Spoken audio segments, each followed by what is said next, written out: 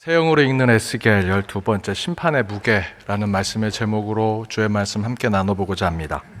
제가 예전에 청년부 사역자 시절에 그 몇 개 지역의 교회 청년부들과 함께 연합해서 체육대회를 했습니다. 제가 목회자니까 목회자가 심판하면 좀 더 잘 말을 듣겠지 생각하고 제가 심판을 받습니다. 그랬더니 경기 중에 막 제가 남자 팀에 조금 더 이렇게 좀 좋은 판정을 하면 막 우리 그 청년들이 막 달려와서 남자라고 봐주시는 거예요? 막 얘기합니다.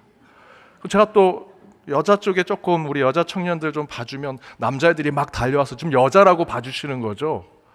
하다 안 되니까 이렇게 얘기합니다. 목사님 저쪽에 김씨 많다고 목사님 김씨라고 저 김씨 편 들어주는 거냐고. 목사님 안경 쓰셨다고 안경 많이 쓴 팀 도와주냐고. 말도 안 되는 걸로 시비를 걸곤 했습니다. 저희들끼리 재미로 하는 친교하고 교제를 나누는 체육대회에서도 그 경기 속에 심판이 이렇게 힘든데 진짜 경기를 하는 것이라면 정말 그 심판들은 괴롭고 힘든 정도 그 이상의 어려움을 겪겠다라는 생각이 듭니다. 그럼에도 불구하고 심판은요, 여러 이런저런 이야기를 들을 수는 있겠지만 어떤 판정도 공정하고 객관적으로 해야 됩니다. 그래서 심판에 대한 존중심, 그 권위의 인정 없이는 경기가 진행이 될 수 없죠. 물론 심판도 인간이지라 여러 실수와 또 잘못된 판정을 때로는 할 수 있습니다. 그래서 요즘엔 VAR이라는 것이 있습니다. 그 경기를 촬영을 해놓고 심판의 판정이 조금 문제가 있다라고 생각이 들면 바로 영상을 확인해서 정확한 판정을 내리는 것입니다. 그렇게 해서 우리 심판이 좀 더 신뢰를 받고 공정하고 객관적인 심판을 하기 위해서 그렇게 영상까지 보면서 심판을 하려고 하는 것이죠. 그런데 오늘 본문을 보니 그런 심판에 대해서 하나님께서 말씀하십니다. 하나님은 심판하시는 분이시다라는 이야기를 하고 있습니다. 세상에서의 심판은 매번 공정성의 문제가 발생할 수 있습니다. 그래서 VAR이라는 영상을 보면서 판정을 해도 사람들은 심판을 믿지 않고요, 그 영상까지도 의심하고 문제 제기를 하는 경우들이 있지요. 세상에 그 어떤 것도 판정이 잘못되고 시비의 문제가 되면 가장 좋아하는 세력은 사단입니다. 판정이 잘못되고 객관적이지 않고 공정하지 않으면 악이 승리하는 것이고요, 세상은 부정이 판을 치는 세상이 될 것입니다. 그것은 사단이 원하는 세상이라는 것이죠. 심판이, 판정이 제대로 되지 않는 세상. 요즘 시대를 보면 이 사사시대처럼 모두가 자신이 옳다고 얘기합니다. 자신의 문제를 발견하지 않습니다. 무조건 자신의 의의만 보고 자신이 맞다라고 얘기하는 사람들이 가득한 세상이 되고 있습니다. 이런 시대에 하나님께서 우리의 인생의 중간중간마다 심판을 위해서 개입하신다라는 것이 오늘 본문의 말씀입니다. 그렇다면 하나님께서 마지막 때에 우리 모든 것을 보고 심판하시기 전에 우리의 삶 중간중간에 개입하시고 섭리하셔서 심판하신다라는 뜻은 무엇일까? 그리고 이 혼란한 시대에 공정하고 바른 심판을 하신 하나님을 나의 주인으로 믿고 사는 저와 여러분과 같은 신앙인들에게 모두가 옳다고 하는 이 시대에 우리는 어떤 바른 신앙의 삶을 살아낼 수 있을까? 오늘 말씀 한 구절 한 구절을 풀이해 가면서 함께 살펴보고자 합니다. 오늘 1절에는 이렇게 기록되어 있습니다. 우리 1절 말씀 함께 읽겠습니다. 너 인자야, 너는 날카로운 칼을 가져다가 삭도로 삼아 내 머리털과 수염을 깎아서 저울로 달아 나누어 두라. 1절에 이런 표현이 나옵니다. 날카로운 칼. 그런데 원어 성경에 보면 헤렙이라는 표현을 씁니다. 이 헤렙은요, 사실은 전쟁에 사용하는 칼을 이야기합니다. 전쟁의 무기죠. 그 전쟁의 무기로 삭도를 삼아서 수염과 머리를 자르고 그것을 저울에 달아서 무게를 잰다라는 것이 1절의 말씀입니다. 그런데 이 날카로운 칼, 헤렙, 전쟁의 무기로 수염과 머리를 깎는다라는 것이 말이 됩니까? 그런데 지금 하나님께서 에스겔 선지자에게 상징적인 예언의 말씀을 주시는 거죠. 그러면 그 가운데 이 헤렙, 전쟁의 무기인 그 칼로 수염과 머리를 자른다라는 것의 성경적 의미는 무엇일까? 두 가지를 살펴볼 수 있습니다. 첫 번째는 하나님의 심판이 전쟁을 통해서 이루어진다는 것이죠. 수염과 머리를 면도칼로 자르는 것이 당연한데 전쟁의 무기로 자른다라고 하나님께서 표현하신 것은 곧 이 예루살렘에 전쟁이 이루어질 것이고 전쟁으로 패망하게 될 것이다라는 것을 말씀하시고 있는 겁니다. 두 번째인데 이 두 번째가 더 중요합니다. 이 두 번째는 존의와 권위, 자유와 신앙을 수치로 만드시고 부끄러움으로 만들 것이라는 예언의 심판의 말씀입니다. 무슨 얘기냐?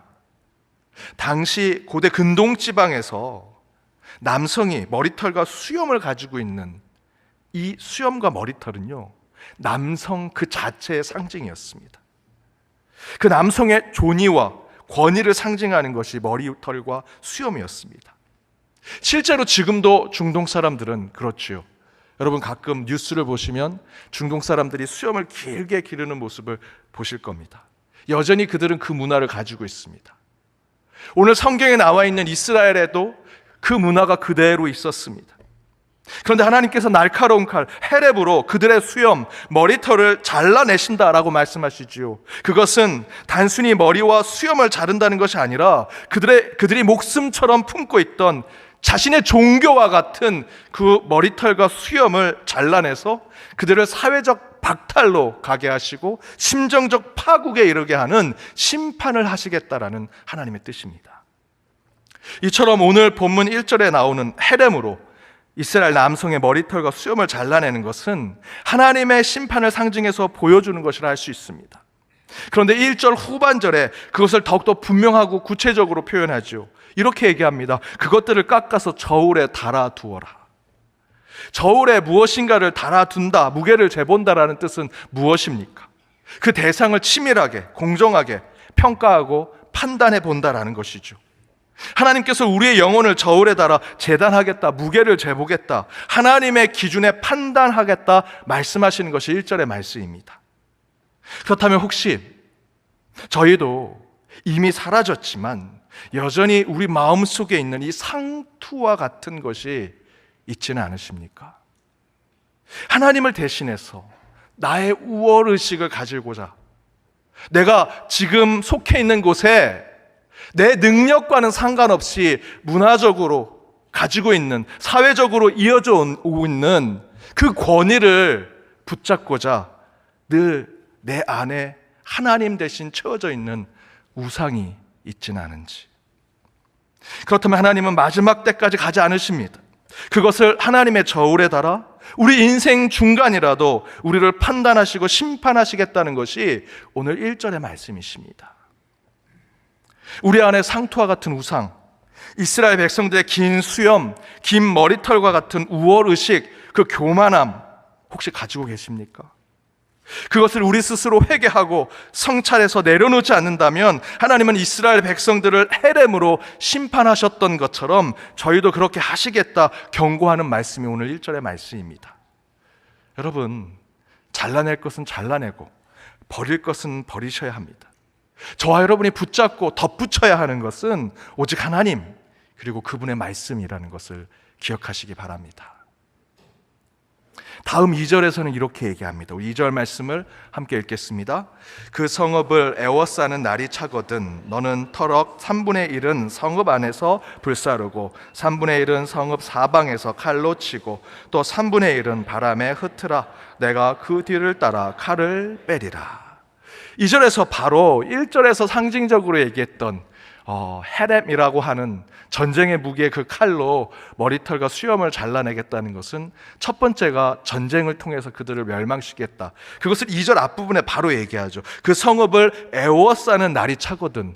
성읍을 에워싼다는 것은 원수와 대적이 지금 이 성을 멸망시키려고 오겠다, 침략했다라는 것을 얘기하죠. 이런 예언의 말씀 이후에 하나님께서 지금 이스라엘 백성들이 멸망하게 된 것에 대한 예언을 덧붙여서 이렇게 말씀하십니다. 잘라진 수염 머리털의 3분의 1은 성읍 안에서 불사르고 또 다른 3분의 1은 성읍 사방에 칼로 치라. 그리고 나머지 3분의 1은 바람에 흩으라 말씀하시죠. 도대체 무슨 말씀일까? 이 말씀을 풀이하고 해석해 본다면 성읍 안에 불사르라라는 것은, 이 불은요 기근과 전염병을 상징합니다. 곧 전쟁이 이루어졌습니다. 바로 대적과 원수가 바벨론이 이 성읍을 가득 에워싸고 있습니다. 출입할 수 없고요, 밖에 나갈 수 없습니다. 그러니 그 성읍 안에 있는 이스라엘 백성들이 시간이 지나면 지날수록 위생적으로 어려워지고요, 그 안에 병이 점점점 전염병이 되어갑니다. 더 마실 것이 없습니다. 먹을 것이 없습니다. 기근을 경험하고 전염병을 경험하면서 그 자체의 패망과 멸망을 경험하게 되는 것을 성읍 안에 불이 나는 것으로 설명하고 있습니다. 두 번째, 성읍 사방의 칼이 그 머리털, 수염을 치게 될 것이다 얘기합니다. 여기서의 성읍 사방은 성 바깥에서 이루어지는 것을 얘기합니다. 그곳에서 칼이 치다. 이 칼은 앞에서 말씀드렸던 헤렘, 곧 전쟁의 무기죠. 전쟁으로 이스라엘이, 예루살렘이 멸망할 것을 예언하는 말씀입니다.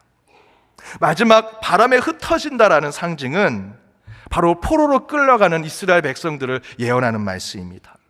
여기서의 바람은 저희들이 보통 얘기하는 디아스포라라는 뜻을 갖고 있습니다. 흩어지죠. 날아갑니다.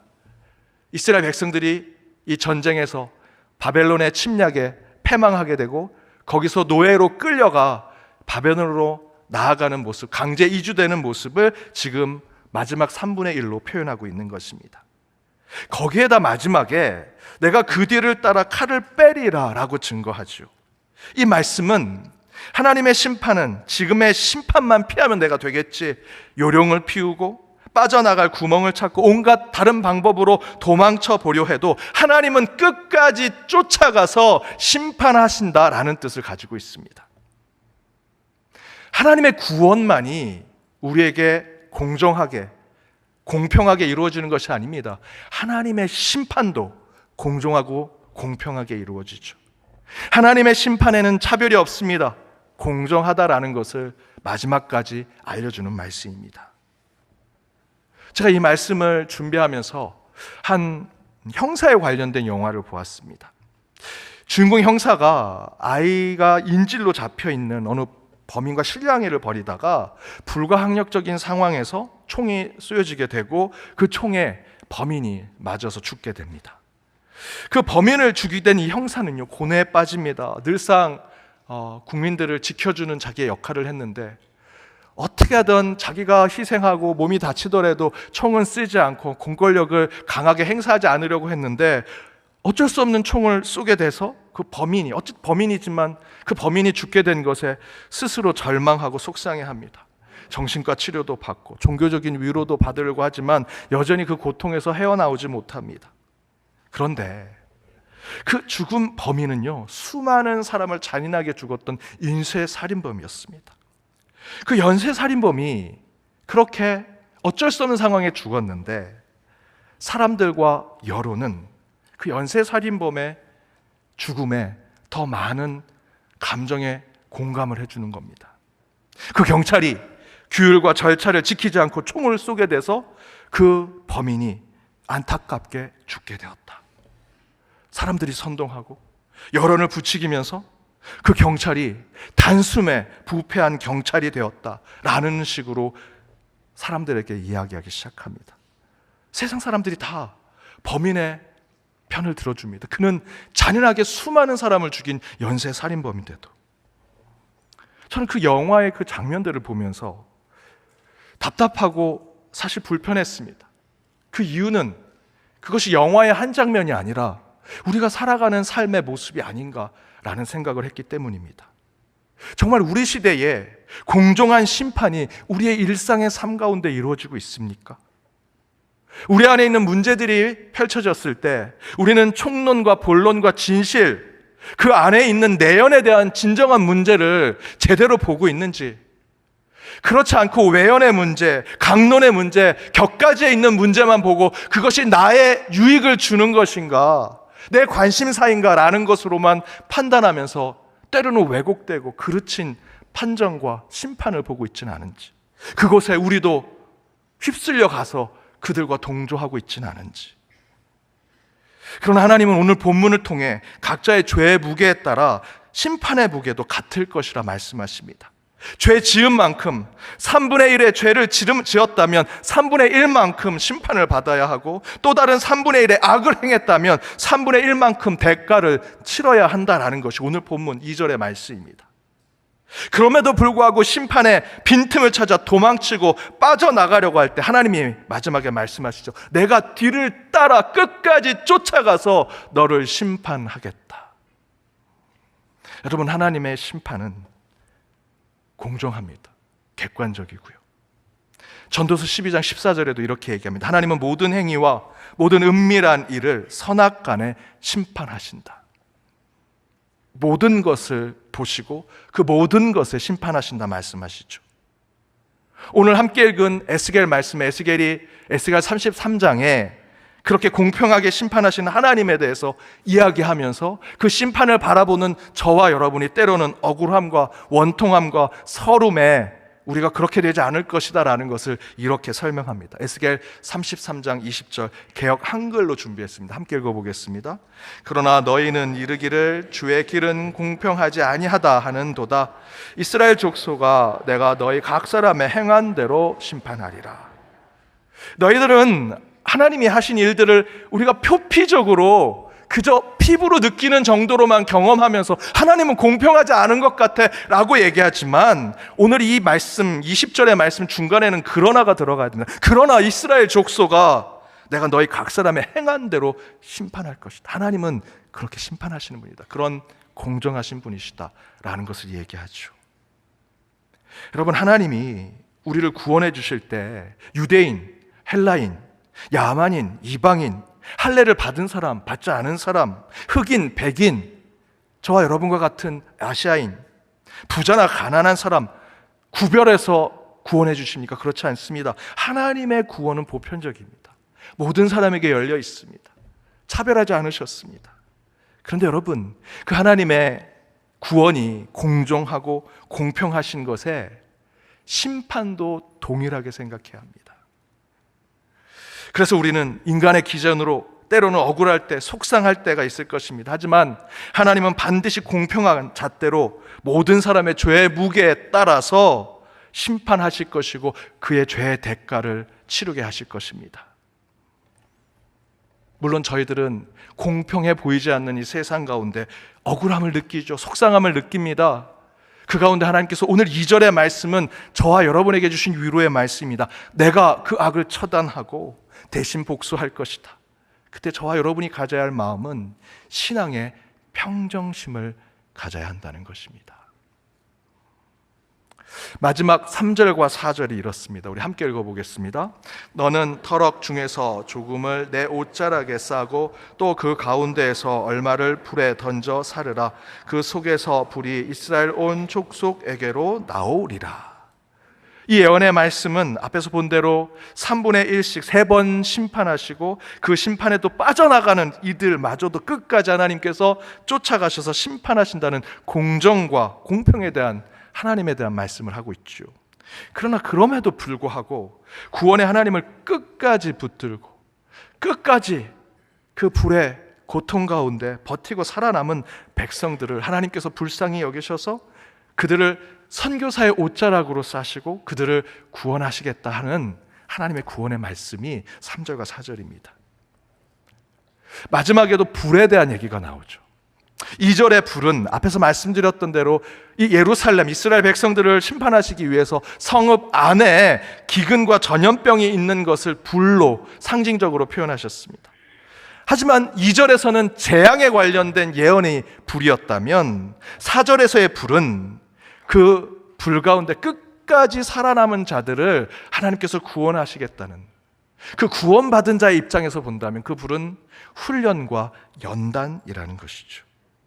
따라서 4절에서 얼마를 불에 던져 사르라, 그 속에서 불이 이스라엘 온 족속에게로 나온다라고 하는 의미는 그 무시무시한 심판과 재앙 속에서도 혹독한 연단과 고난을 극복하고 이겨낸 그 남은 자들을 통해 하나님은 새로운 이스라엘을 다시 세우고 다시 회복시키시며 새로운 나라를 꿈꾸시더라라는 것이죠. 적어도 이 자리에 있는 저와 여러분은 이 남은 자들이 되어야 할 것입니다. 2절의 불이 아니라 4절의 불로 그 훈련과 연단 가운데 아주 단련되고 정결한 금처럼 나오는 이들이 되어야 한다는 것입니다. 이처럼 하나님은 구원의 여지를 항상 우리에게 주십니다. 불같은 시험, 기근 같은 재앙에도 믿음을 지키고 그것을 끝까지 붙들고 버티고 또 버티면 하나님은 남은 자들을 통해 우리를 새롭게 세우시고 새로운 때를 준비하시더라. 사진 몇 장을 좀 보시겠습니다. 2년 전에 우리 성도님들과 함께 경북 의성에 불이 나고 아직 진화가 되지 않은 상황에서도 우리 성도님들과 함께 가서 그 경북 의성에 있는 불나서 굉장히 힘든 이재민들을 돕고 또 곳곳에 교회를 돕고 온 적이 있습니다. 그때 어느 마을에 갔더니 산이 98% 다 타버렸습니다. 소생 불가능한 산이 된 곳도 있었습니다. 풀이라고는 하나도 없고요, 생명의 소생의 가능성이 없는 것처럼 보이는 곳이 너무도 많았습니다. 하지만 2년이 지난 올해부터 다시 그 불타 죽어버린 그 땅에 푸르른 싹이 나오기 시작하고 벌레가 걸어다니기 시작한답니다. 환경 전문가들은 산불이 났을 때 그 용광로와 같은 불의 열기 속에 땅 깊숙한 곳까지 모든 생명체가 죽었을 것이라 생각을 했는데, 자기는 죽어도 내 새끼들, 내 알들은 내가 버텨내겠다 했던 벌레들이, 그 벌레 어미는 타 죽었지만 그곳에서 생명을 지켜냈던 벌레들이 하나하나씩 알을 깨고 나오기 시작했고요, 많은 씨들이 그곳에서 죽었지만 끝까지 그 씨 가운데 껍질로 버티고 버틴 씨들 가운데는 몇 씨가 2년 만에 싹을 틔우기 시작했다라는 것입니다. 여러분, 불은요, 그곳에 있었던 불은 심판과 지옥불과 같았습니다. 그런데 그 땅속 깊은 곳에 그 불을 이기고 그 지옥불과 같은 것을 끝내 참아내고 그것을 훈련과 연단으로 생각한 작은 씨들, 자기는 죽지만 그 알들을 지켜내려고 했던 작은 벌레들이 다시 소생하고 다시 회복하니 그곳에 생명이 찾아오더라라는 것입니다. 바로 오늘 본문 4절에서 그 불 속에서 훗날 온 이스라엘 집이 다시 나오게 될 것을 우리에게 예언하는 말씀이 바로 이 말씀입니다. 사랑하는 여러분, 하루하루 빠져나갈 곳 없는 빡빡한 인생 가운데 하나님은 반드시 저와 여러분에게 숨통을 열어줄 작은 기회를 주실 것입니다. 끝까지 믿음을 지켜내는 자, 하나님은 오늘 말씀처럼 우리를 하나님의 옷자락에 감추시고 암탉이 그 새끼를 날개 아래 모음같이 우리를 구원하시고 반드시 선한 곳으로 인도해 주시리라 믿습니다. 하나님은 심판하시는 분이십니다. 하지만 그것을 깨달은 저와 여러분은 그런 심판의 하나님을 온전히 바라보며 저와 여러분이 달려갈 길과 주께 받은 사명을 이루는 데 생명도 조금도 귀하게 여기지 않는 남은 자의 삶을 결단하며 나아갈 때 하나님께서 반드시 저와 여러분을 구원해 주시리라 믿습니다. 여러분 인생 앞에 어떤 불이 앞에 있습니까? 2절에 여러분을 기근과 전염병으로 재앙으로 빠뜨릴 불이 있습니까? 아니면 4절에 훈련과 연단을 위한 불이 있습니까? 그 불에 대한 해석은 하나님이 저와 여러분에게 주셨습니다. 어떻게 그 불을 볼 것인가? 어떻게 해석할 것인가? 어떻게 풀이할 것인가? 적어도 이 자리에 있는 저와 여러분이 그 불을 4절에 우리를 훈련하고 연단하는 불로 받아들여 끝까지 버티고 살아남아 남은 자가 되어 하나님이 원하시는 선한 곳으로 나아가는 연동의 모든 가족들이 되시기를 주님의 이름으로 축복합니다.